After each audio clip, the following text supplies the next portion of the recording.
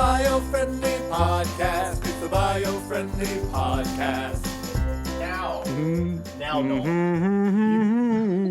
You can speak again. Or you can sing. We can just serenade our guest. We all just humming. Welcome. Hey. Welcome to the Biofriendly Podcast. I'm excited. We have yet another guest. We just did an entire show and forgot to hit the record button. Yeah, so that one was lost forever, So- unfortunately. It was our best work. Yes, our best ever. And our audience is Classic hearing some giggling and chuckles in the background of our guest. Or And are those chirping birds? they might be chirping birds. They might be chirping birds. Or is it the light patter of rain on a tin roof? It could be. Today on the Biofriendly Podcast. Can I delay you one more time? Please do it. I just wanted to. There's nothing to say. Oh, just to I'm say just that. Trying to keep. Okay, good. I try to keep you from getting the show going. This is my goal. Okay, we're welcoming today Danielle Doggett. Did I say the last name right, by the way? Is it Doggett? You said it way nicer than it's actually pronounced, which is just Doggett. Doggett. Nice. But whenever I see two T's at the end, I feel like that. it needs a Doggett, you know? No, I but- like how you said it better. Yeah. Danielle I encourage people to Doggett. switch to that.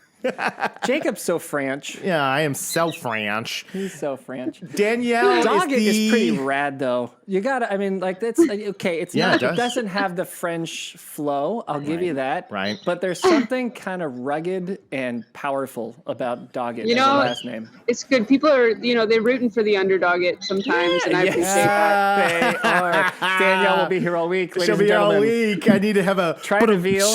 Try the veal. Tip your waiter. I love it though. That is a guest who has heard us before and knows to bring the fun, Bring the fun. heat. Yeah, bring the heat. But Danielle joins us from Costa Rica today. Costa Rica, Wisconsin? Yes, Costa Rica, Wisconsin, the well-known Wow. city. No, the real Costa Rica. You mean Costa Rica? Yes, Costa Rica. Yes, that's why there's the chirping birds. And As in Central America? Yes. As in tropical? As in tropical. As in what That's we not. see in the That's not a background? backdrop. Like, it's not painting. I This thought is you were re- doing the zoom trick. The zoom trick. Yeah. And What then I- you had a like a sound, like one of those records you used to have when I was a kid that plays background noises of animals or haunted Like that spooky- bird? Yeah. Totally. You can either get spooky sounds or bird chirps for your Zoom calls. Yeah, exactly. No, Danielle is the founder of SAILCARGO Inc. Incorporated. SAILCARGO. SailCargo Inc. Yes. That sounds Yes. like a good. That sounds not just like a good company, but a good TV show for kids. It does. doesn't it? SAILCARGO. Yeah. I Feels agree. like a reality TV show. So yeah. Yeah. All right. Yeah, as we dive in here, well, first of all, welcome to the show. We're really glad to have you on. And this episode almost didn't happen because it was raining where Danielle is, and her overhead. It's all tin roofs. So if it was raining, then she'd just have to yell, and we would just hear nothing but just pitter patter of rain. Here is my commitment to our audience. We're gonna keep going. If it rains and it's just like When? it's just when when it rains and it's just a pitter patter of madness, Yeah, we're gonna press on. yeah. I'd say why not? We're gonna go for it. Why we're gonna not? see just how crazy we can get the show to be, and then we'll all yell into the we'll do the thing where you're yelling through the microphone like we're miles apart from each Yes. other in a rainstorm. Yes. Let's do it now right. I'm hoping You it happens. too as well. Oh yeah, absolutely. We're gonna add rain sounds. We're gonna do what I talked about. We're gonna add animals, rain. It's gonna be It's gonna be It's gonna be- us. It's gonna be farmland back here. the usual shenanigans of the Yes, Biofriendly Podcast. Absolutely. But we're glad to have you to the here. point. And no, I was going to say, I wanted to give the audience an idea of what SailCARGO Inc. is. And maybe you could start us off with explaining what this whole thing is about and why you're in Costa Rica and why is there whatever that steering wheel is You have behind you. a pirate ship steering wheel in the background. For those exactly. of you who aren't watching Yes. this on YouTube at the moment live, Yeah. go there Yeah. because there's a real life. It looks like pirate ship steering wheel. Nice. Yeah. Wrong way. Oh, that's so cool. I Yeah. want one too. Are you That's gonna actually the helm of the ship, so I'll risk walking over there. Oh my This god. is actually the helm or steering wheel of the ship, Ceiba. Wow. And we started by carving this first Wow. to sort of give us inspiration and direction on, guidance throughout the project. That's That is awesome. great. That is great. Yeah, That's a good idea. So go ahead. Tell us what SailCARGO Inc. is. Sure. So our mission is to prove the value of clean shipping And we're doing that by building our flagship Ceiba, which is a 3-masted wooden sailing cargo vessel. And we're building her in the mangroves here in Costa Rica. It sounds crazy. Wow. It might be crazy. Yeah. But part of our mission is to have a for-profit company with a triple bottom line. So most people think for-profit company and they think you have to be bad to the environment and basically not take care of anybody. Yeah. But we actually want to take care of people, the environment, and try to do the financial part as well. Yeah. Wow. That is cool. That's terrific. Isn't that awesome? For profit and good for the environment. That's a great combination. All right. Well, thanks for coming onto the show. That's it. That's it. That was a good one. Yeah. That's what we're doing now. That's terrific. So you're building all right, so what kind of wood are you using? Is it from the forest, or how are you pulling this off? Yeah, it's 100% locally sourced Costa Rican lumber, and we get most of it within less than 50 miles radius. And all of it with environmental permits and everything. And every tree we cut is replanted, I think, with at least 10 trees more. So we have a very strong in-house tree planting program that this year we planted 2,000 trees. Wow. So yeah, and it's interesting, Costa Rica, one of the reasons we're here is that it has such a strong environmental policy in place that it's actually one of the greenest policy-speaking countries in the world. Second only to, I believe, Norway. So it feels really good to be in a place where we can source the wood responsibly, use it, and then plant trees right back. That is so terrific. And the trees will grow so fast there, too. Yeah. It's a good spot to plant way trees. faster than Canada. Yeah. Which is where you're from, right? Yep. So, I'm from just north of Kingston, Ontario, Great Lakes. Equally as warm as where you live now. Yes. No just as warm. Yeah. No this morning I woke up and said it was cold, and all my Costa Rican team members agreed. They have like hoodies on. They're like, yeah, it's really cold. And then the one looked at me. She's like, "Come on, you don't think it's cold." I love it. But what I love that she's from Canada is it's continuing to prove our theory that people from Canada just fall into environmentalism. Like it just guest after guest after guest. We don't have any many unique Canadians. ideas. We just follow the environmental trend. We're like, green sounds good, eh? Yeah. Although this is an incredibly unique idea. I mean, let's make no bones about this. Yeah. But this is pretty awesome what you've got going on here. So you're building a wooden sailboat that can actually hold cargo and ship things from yard to yard sustainably. I mean, it's remarkable. For profit, for the environment. Yeah. That's novel. Where did this idea come from? Like, tell me where the inspiration came from, because it is so unique and it's so cool. And I'm going to show some pictures here in a second. You can kind of describe it. I realized I left my iPad over there. Well, we're going to use our imagination.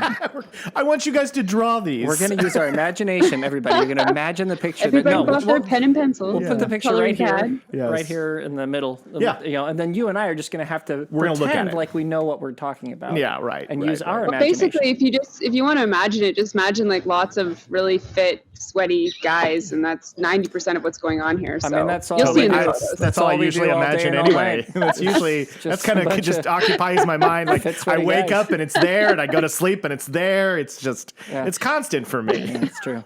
It's true. No, back to your idea. Great. So Fitz. Yeah, the question is, how many fit, sweaty guys does it take to build a sailboat?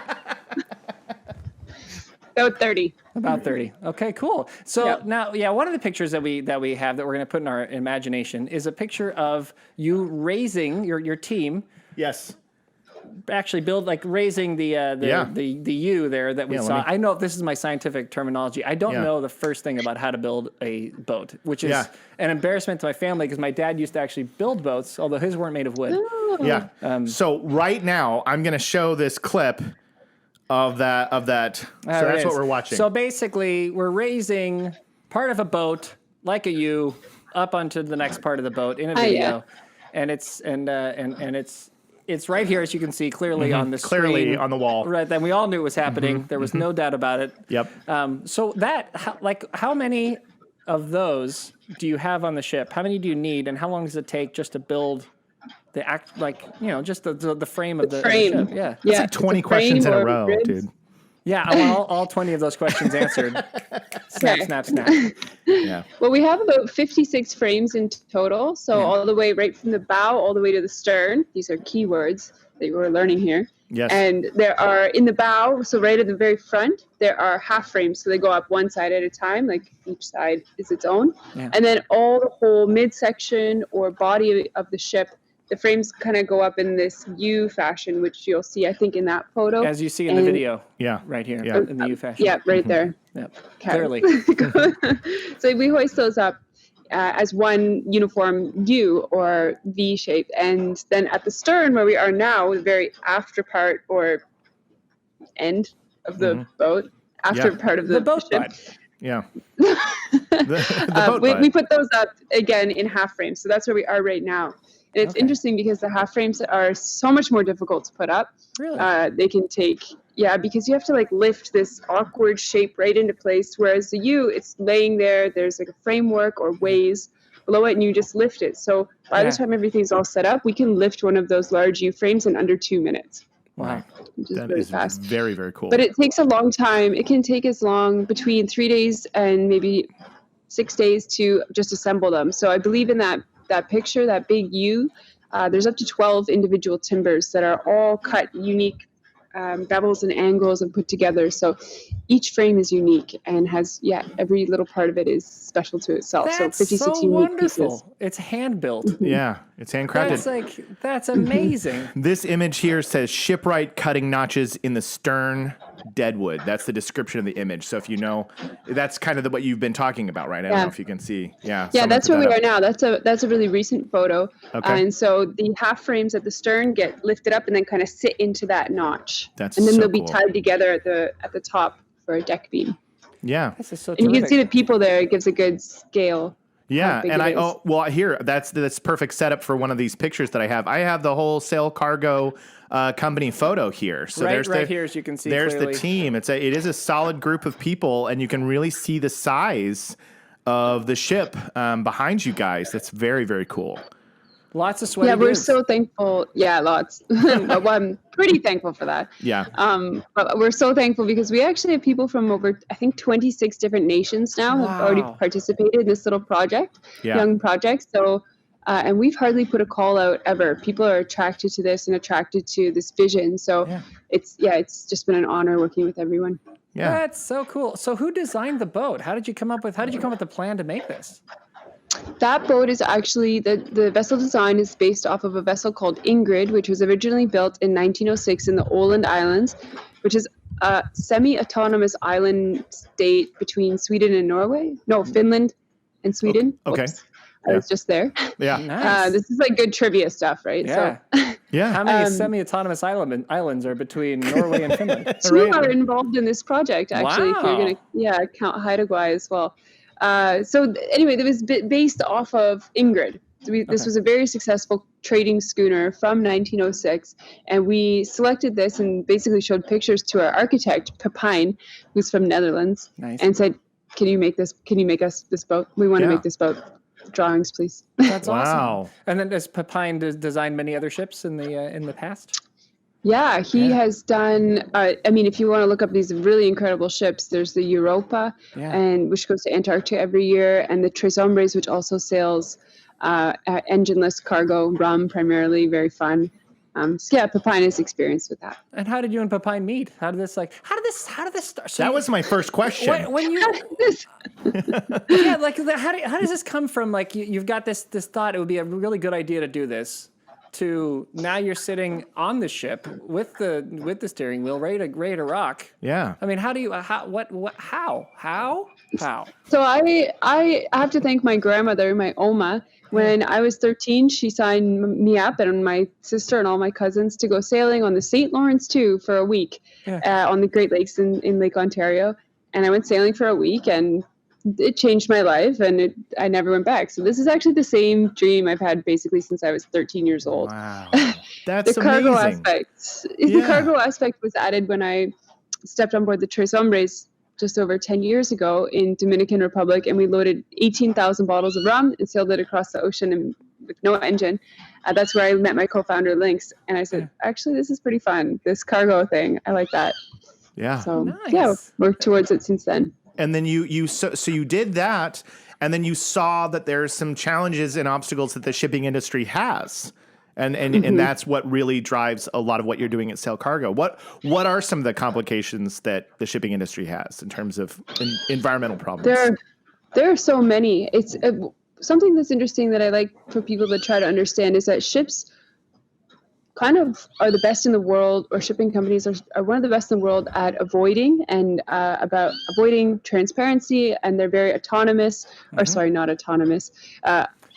Oh my God, what is the word? They're secretive. Yes, they can obfuscate their data. Anonymous. They have anonymous shareholders. They're like, nobody should know. Yeah, I gotcha. They invented the offshore bank accounts. They do all this stuff, and one company's registered here, and another company's registered there. And the ships themselves operate outside of territorial waters of any country. Right. So it's kind of like how the United Nations doesn't have its police force because they don't have a nation.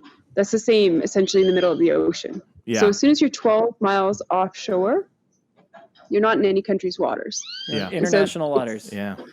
Very easy. It's very easy for them to kind of get away with things.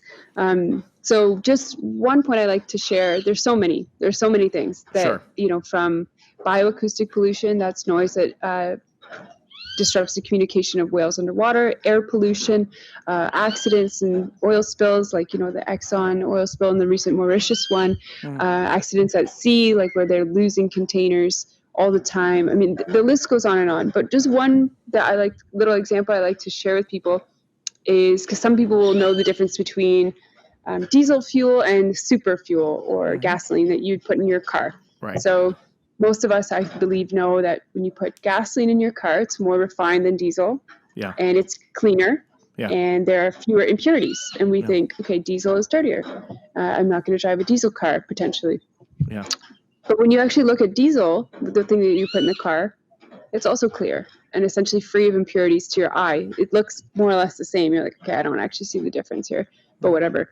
Yeah. The fuel that the ships burn is the lowest quality fuel of any engine, man-made engine. Fuel oil. And at cold temperatures, you can actually walk on it. Yeah. So it's just a black sludge. Yeah. Wow. It's only impurities. Yeah. Yeah. And so just to think about that, when you think about gas is cleaner than diesel and diesel's dirty, and then take that leap. Yeah. That's what they're burning. Wow. We should hire you to come work. One of the things we do is we sell a product called Green Plus, which actually reduces the emissions pollution output of diesel, gasoline, but also fuel oils. So we're often talking to these shipping companies, and it's funny because they don't have to deal with regulations once they get into international waters. But when they're close to the shore, they switch usually to something a little bit cleaner for a while in order to get away with it. Yeah. But, yeah, exactly. I had no idea you did that. Yeah, that's one of our gigs. One of the things we do. Yeah, we're trying to save the entire planet by ourselves with no help. We're not inclusive. We don't like. No, just kidding. No, but it's really funny that you broke that down. That's all very, very accurate and very wonderfully true. Yes, it's very dirty fuel, and it creates a ton of pollution, and they hold a lot of it, and they travel a lot, and it's a major problem in terms of greenhouse gases and just air pollution in general, beyond what they're doing to the sea life. So that's a wonderful. Thank you for doing that. We have never done that before on this show, and you just broke it all down so wonderfully. Yes. And I'm really glad we had you on.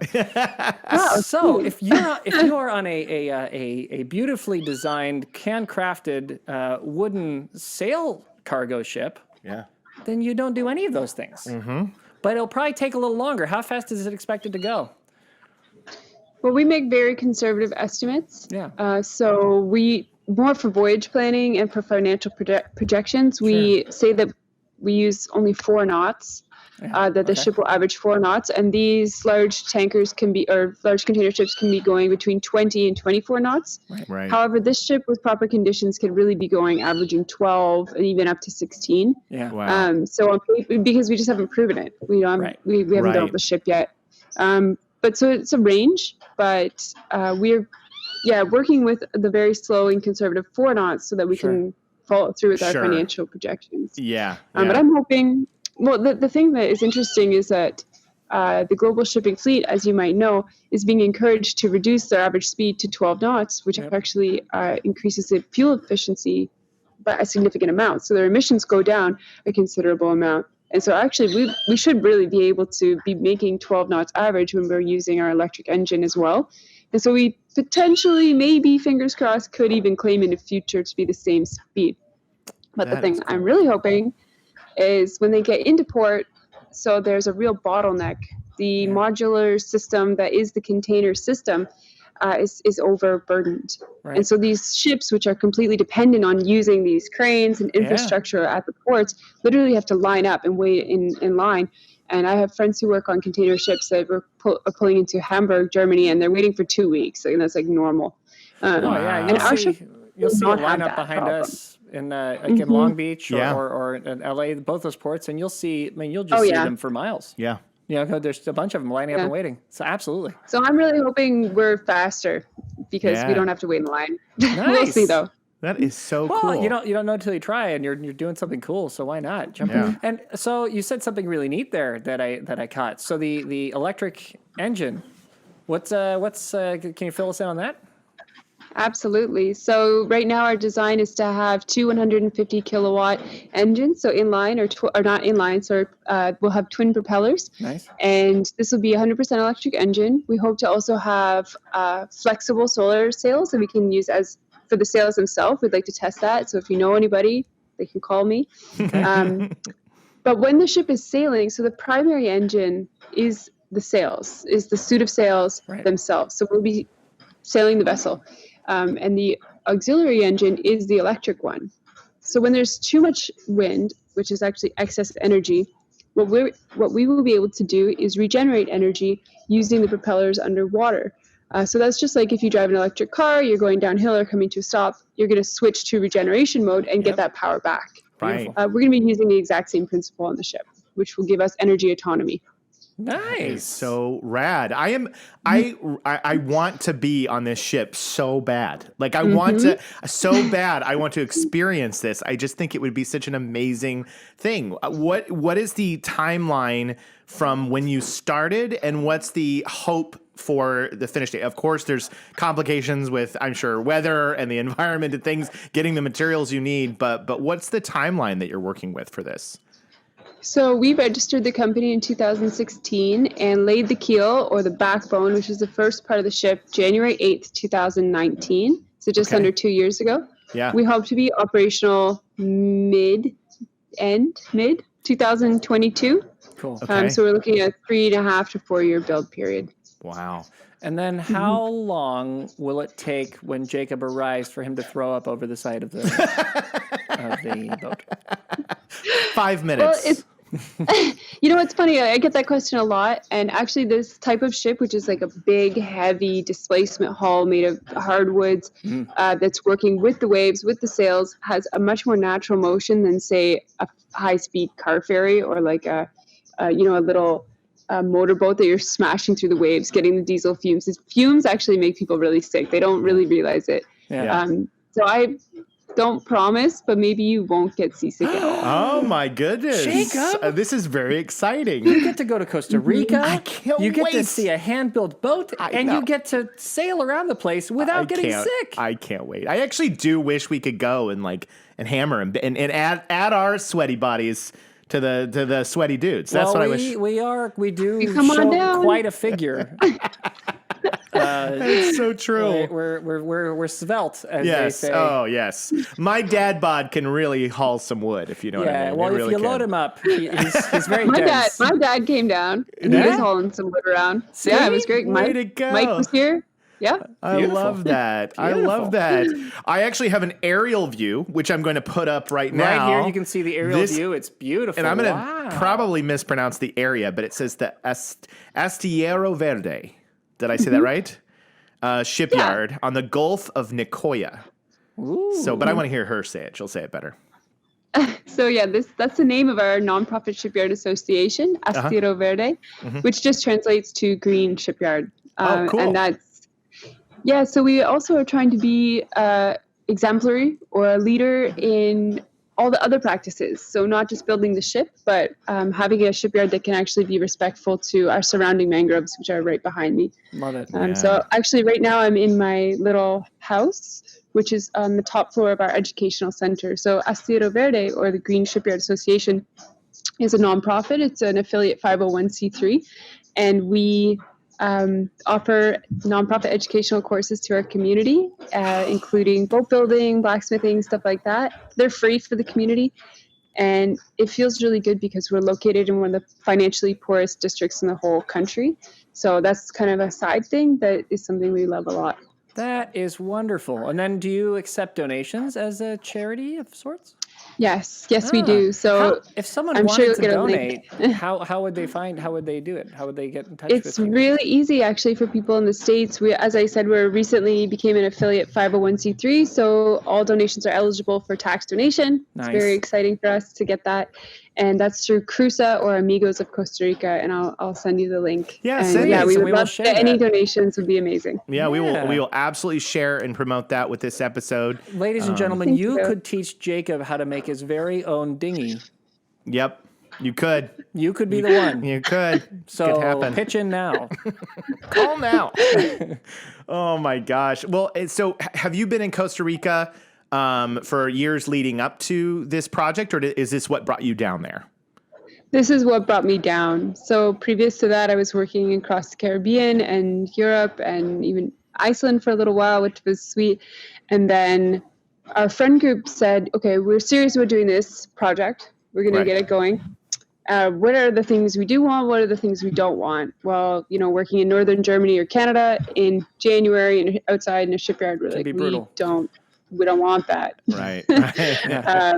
So we knew we wanted to go somewhere tropical, and Costa Rica really stuck out as an environmental leader, especially we're close to the wood that we want to have, as I mentioned. So I came down.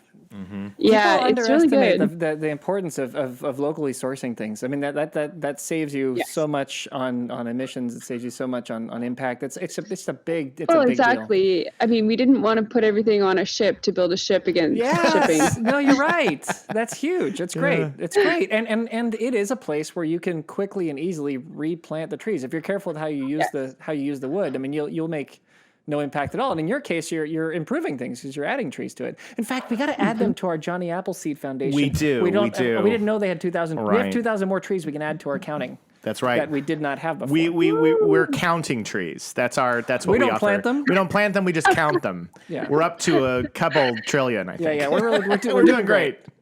We're not a few hundred billion. Let's not exaggerate. Oh my gosh. Yeah. Oh my gosh. Sorry. What has been the coolest thing? What are we doing? What has been the coolest part of this experience, being in Costa Rica, or in engaging with the local people there? What has enriched your life even more so than the ship obviously is so cool, but what are the other aspects? I don't think anyone's ever asked me that. Jacob, so many. You did it. I did it. Yeah. There's so many things. So I grew up more or less planting trees, and my family had a lumber mill up in Canada, and that was all pretty normal for me. But something I learned here that was really neat is that they plant and cut trees all in accordance with the moon phase. Ooh. So even they're like hardcore lumberjack dudes, Yeah. They are like, what is the phase of the moon? When do we plant? When do we cut? When do we, do all these things? Because the sap is pulled into the tree from the moon or into the roots. And at first I thought this is some hippie, okay. But when you see these kind of old-timey dudes and they're very serious about it, you realize that it's actually a science. So that was one thing that I learned here that I had never heard before, having been associated or working alongside a lot of people like that. I thought, wow, I really never heard that. Yeah. And a non-eco answer is I learned to ride a motorcycle, and I have a motorcycle, and it's a dirt bike, and I love it so much. You know what? We love that. That's amazing. We love that because so having an environmental podcast, it's tricky because there's so many things in life that we love and enjoy that oftentimes it's like wag the finger, you can't have fun. It's a wag the finger industry. Let's be honest. It really is. It just is. It is. It's annoyingly so, and we're going to say it first. Being the people in the room who are talking about it. Yeah. And that's something we're changing single-handedly without any help. Exactly. Yeah. No, I was just kidding. But we're with this. So we're glad you're coming on the show to help with that. But carry on, Jacob. What I was going to say, no, it's okay. What I was going to say, it's perfect because you sharing the fact that you like riding a dirt bike, I think that's wonderful, and that's not something that that you should be ashamed about at all. You're doing an amazing thing. You're building a ship, and you know what I mean. So I think it's great. The point we try to make is that you can ride a dirt bike now and again. Like you can do some things. Like it's not like the planet can't handle anything. It's that we're totally overdoing it. Yes, exactly. It's that we're out of control. That's the thing. And so how do we get things to a point where it's sustainable? Where it's going to be okay.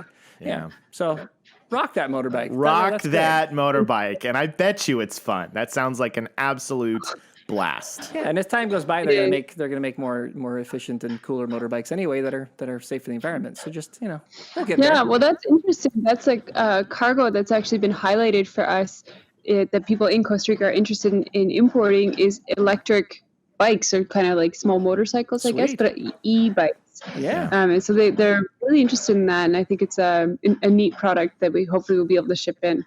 Yeah. Nice. Is there? Go ahead. When did you start riding motorbikes? Nearly 4 years ago. All right. Yeah. Oh, that's cool. That's great. Rad. I'll send you a picture of my motorbike. It's so cool. Please do. Please do. You're now officially a friend of the show. Like so Yeah.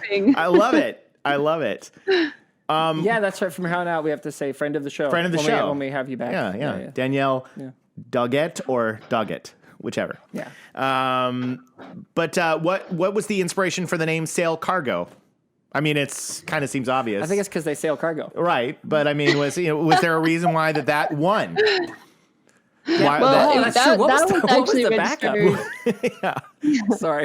That was actually registered nearly 7 years ago. Really? And I'm not sure if this is true, what I'm about to say, but I think maybe I'm the first person to have established something online for all the sailing cargo initiatives around the world to be presented and shared in the same space. And that was just a little Facebook group, which is still going on today, called SailCargo Club. And it was just somewhere that I reposted everything from everyone because I realized there's no communication between the projects. And then I thought, I should probably just get that name because it's the most obvious one, and just registered it nearly 7 years ago now. However, I wasn't early enough to get sailcargo.com, but I wrote to the person and they want $500,000 for it. So we're sailcargo.org. Boo! Yeah, I was like, thank you for thinking that we're really rich and successful, but I don't have that money for a website. $500,000 for sailcargo.com? Are they out of their mind? That's crazy. That is the dumbest. It's a crazy name. Everybody wants it. It's not like you asked for Nike. Yeah, right? Yeah. Right? I know. That's just stupid. I know. $500 for sailcargo.com? $500,000. $500,000? I'm just kidding. Yeah, $500,000 they wanted. I was like, I will consider that and make a counter offer. Yes. Hold on. Yes. Oh my God. Exactly. Hold on. Let me just delete a lot of those zeros. Where can everybody find you? So it's what's the domain when they're going to search for you? Sailcargo.org. O-R-G. We prefer .orgs here anyway. Man, it sounds more legit. It does. Anyway. It does. It's good. That's awesome. Yeah. You guys have merch? Do you have like t-shirts and hats?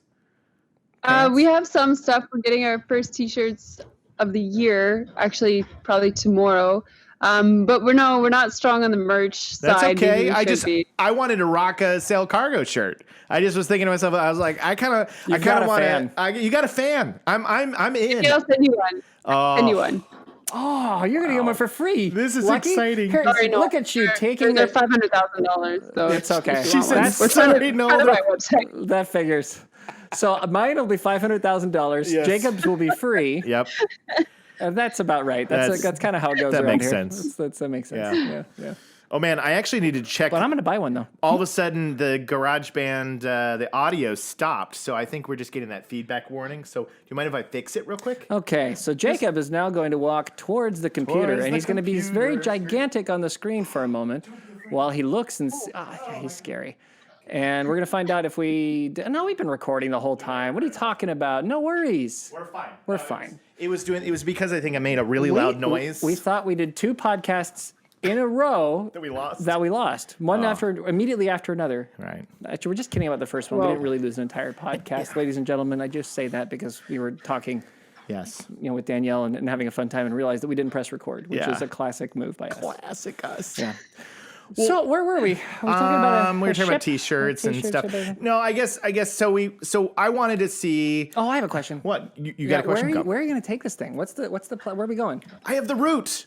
What? Yes. All right, the route is right here. I'm going to bring it up. Clearly visible. And you can talk us through it. So where are you guys going to, where are you going? So our flagship route is going from Costa Rica and then up to Hawaii and then farther up to either Port Townsend and or Victoria, BC. So Port Townsend's close to Seattle. And then straight back down the coast, back to Costa Rica. We may stop also in Mexico. And then if time allows and it makes sense, we could also have a small leg going up to Alaska or down to Peru and the Galapagos. But the main route, which is basically Costa Rica to Pacific Northwest / British Columbia, we can do 2 times a year. That's awesome. However, something really exciting is that we are in discussions with some very interesting cargo clients. So we are already looking into expanding to a Caribbean and East Coast line as well. Wow. So will that be more news to follow? That's very exciting. So are you going to make a second ship for the other side? We have already, well, it's not confirmed, but we're moving forward and we actually have quite a lot of interest in a second ship. And frankly, that would make me so happy because we have everything in place to build this ship and we have all the know-how. We've kind of figured out all of the bumps along the way and plans. And so it would be really great to also sort of prove, hey, we did this the first time and it was great. Now let me show you how well we can really do it. Yeah. And so if we build a second ship, it would feel amazing. Totally. I mean, that's how it works, right? You do it the first time and then you figure it out so you can do it right the second time. That's good. Not that the first one isn't going to be wonderful. I know it is. Yeah. But so then... Not that the first one isn't going to be wonderful. Yeah. Perfect. Yeah, it's absolutely going to be great. It's going to be fantastic. It's going to be the classic. Well, and I'm going to show just because we have for people who need to see, I'm just going to show these quickly. We don't have to spend a lot of time, but this image is called Working on Frames. Working on Frames. And this is for Danielle. She knows. Can she see it? I don't know. You know what, Danielle? Pretend like I can't see it, but I know what working on frames looks like. Okay. Just act like this is all coordinated and that we planned this, and then you know exactly what we're talking about. This next one says steaming bilge riders. We all know about steaming bilge riders. Yeah, what is Riders that? of the bilge. I mean, I feel like I saw the steaming bilge riders play at the Wiltern once. They were the Wiltern. They're a great band. Yeah. The steaming bilge riders. They were great. I do want to get motorcycle jackets for that. Yeah. The steaming bilge riders. That's Motorcycle Jackets is their hit song. Yeah. Sorry, I cut you off. Sorry, go ahead, Danielle. That's a recent photo as well, very recent, and that is steam. We had a boiler made here by our friend from the Netherlands named Jeroen, and that's all the small offcuts of the frames and other pieces of the ship that we're able to use to create that steam. And that's a very large steam setup. Some people doing woodworking or other projects would probably see a smaller steam setup where you basically cook a plank and then it will be very bendy. And so you can form it to something, and when it cools down, it will hold that shape. Wow. So we have that on a very large scale. We're using extremely dense tropical hardwoods, and they're 4 inches by 6 inches or something like that, and they're like as long as can be at 35 feet, 40 feet or something. I'm not sure exactly what the steam box can handle, but you cook the wood with full steam. It's not pressurized, just in case people are freaking out. So it's not like pressurized condensed steam. You cook it for up to 3 hours. Take it out. All the guys are wearing the gloves and everything. It's very, very hot, and they bring this timber awkwardly into place and then crank it in with all of the clamps and bolt it into place there. Wow, that's what that picture is showing. And then the very last one says fairing the inside of the Ceiba. Yeah, I mean, go ahead. That's if I can imagine which photo that was. It was we have all the frames on the inside, and we're very careful about the outside of the frame more than the inside to make it perfect. And then after, when all the frames are up there, so just like my hands are now, if I can orient that, you want to make sure that it's smooth on the inside to each other, so that when you do lay those planks down on the inside of the ship as well, it matches up nicely with everything. So fairing is a very long process where you have to check all the curves, and you're using a big power plane to get it all smoothed out, and it's a very long and arduous process. Right. Yeah. And the name of the ship is the Ceiba, which is spelled Ceiba. Does that mean something? Absolutely. So that is the name of a spirit tree. It's recognized by the Mayan people as tying this world with the next. It's also known in English as the Kapok, Kapok. Okay.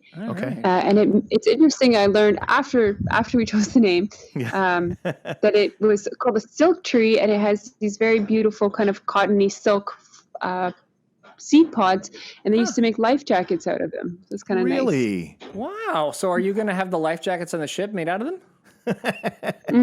Probably they're going to be like international safety standard ones, but maybe we'll have one. Right. We gotta. No, they have to be able to. Soccer.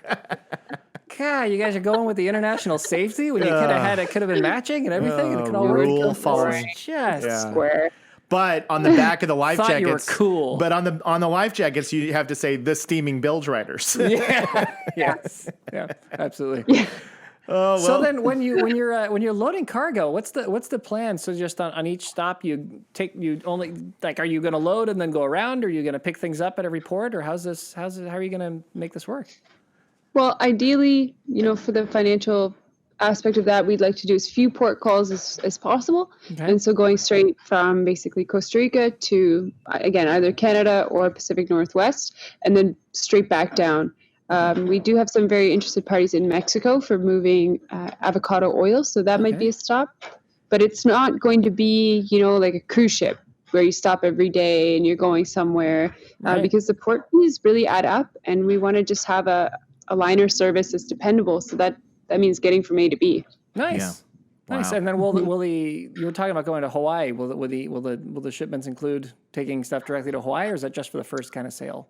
To prove you can. Well, we will be going to Hawaii due to the ocean currents kind of take you out that way. It's a more practical route, and as well, it's a long trip. So we hope to restock on our food and water, and maybe do a crew change, maybe not. But we may or may not actually move cargo. Got it. At that point, makes sense. Oh man. I'm just thrilled. I'm tickled about this episode. I'm just so happy because I just think it's super cool. It is, and I love what Danielle's doing. Yeah. And we have a new band name. So we can finally be the steaming bilge riders. So we got a few things that going for us in this episode. Absolutely. But I have no more questions. But I wanted to throw it out to you to see if you had any more questions. I mean, I'm fulfilled. You're fulfilled. Okay. I'm fulfilled by this episode. But I feel like we all learned something, but mostly you just see what's so neat about someone who's got a dream to do something kind of unusual but fun, but also rad. Yes. That also happens to be great for the environment, and it's inspiring, and it's really awesome. And we're so proud of you, Danielle. I mean, from when you were a kid and we first met, and we knew great things were coming, and here you are, Dad. all grown up, getting it done, doing great, it's just amazing, doing great. Yeah. Well, is there anything else that you wanted to share about the project, or anything that we can do to help promote it in any way? I mean, obviously, we'll share about the ability to donate and to learn more about what you guys are doing, but you're now a friend of the Biofriendly Podcast, so you're stuck with us. Yay, now we're gonna have to check in with you when you're further along and maybe close to launching or something. Yes, certainly. Don't launch the ship without us. You guys should come down. Yeah, well, Jacob's going to be on it because I want to prove that he won't throw up. Yeah. That's going to be the number one. You have to have a T-shirt though. That's the only thing. Absolutely, I will have. I gotta have my T-shirt. Yeah. So perfect. I love it. Well, thank you for joining us on the Biofriendly Podcast, Danielle. Again, sailcargo.org. And definitely, sorry, but I was just going to say, sorry to interrupt. No, Be sure to check us out on Instagram. Instagrams are one of our biggest platforms, so just at SailCargo, as well as Facebook. And our YouTube videos, I really love those. I think they're really beautiful. So also just check us out on YouTube at SailCargo. That's great. Definitely. Absolutely. We do want to share all of that. Now this is the part of the show. And donate, folks. We're going to drop a link down so you can help support the local cause you got going there, which is really great. Yeah. Yeah. And again, teach Jacob how to make a dinghy. Teach me how to make a dinghy, not throw up, and wear a T-shirt. That's what we get out of this. We're going to teach Jacob all three of those things. Yeah. Well, we usually do our tags at this part of the show, and I always allow the guests to just sit there and watch, or they can sign off. It's up to you. I'd like to watch. You'd like to watch. Okay. This is the pressure moment for the guests. to We watch. always decide if we like the person or not based on their answer from that question. Just kidding, guests who left. Yeah. Just kidding. Sometimes people have to go. Yeah. Sometimes they have to go. Exactly. We are your beacon of light in a gloomy environment. Featuring greater parasympathetic nerve activity. More than just charismatic megafauna. Dolphins don't quit. Nature is perfect. Look at eggs. We are y'all inclusive. Don't mess with Smokey on this show. Okay, and then I feel like we got a new one today. What's the band called again? The Steaming Bilge Riders. Do we have that? We are the Steaming Bilge Riders. We are the Steaming Bilge Riders. And then we came up with this one off the air, and it made us laugh. We said, we can't win them all. You can't win them all, but we'll win the rest. Yeah. So we're going to add those two on the Steaming Bilge Riders, and you can't win them all, but we'll win the rest. Yeah. Perfect. Well, this has been the Biofriendly Podcast. We'll see you next time. Thanks, Danielle. Thanks, SAILCARGO team. We'll see you next time. Thank you, audience. Bye. It's the Biofriendly Podcast. It's the Biofriendly Podcast.